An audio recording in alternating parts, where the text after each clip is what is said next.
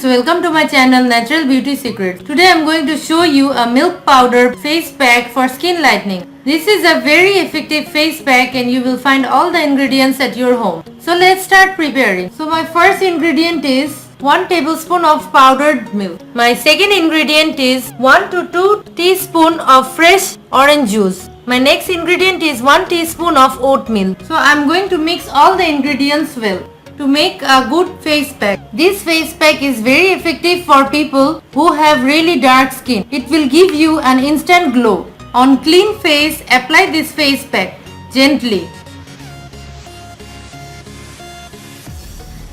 Milk powder contains lactic acid which has strong bleaching properties. This face pack peels off the dull dead skin cells to expose a layer of new and healthy skin cells. The vitamin C content of orange juice also possesses skin lightening properties which help fade dark patches and marks. After that, leave it on for about 10 to 15 minutes. After 10 minutes, wash it off with cold water.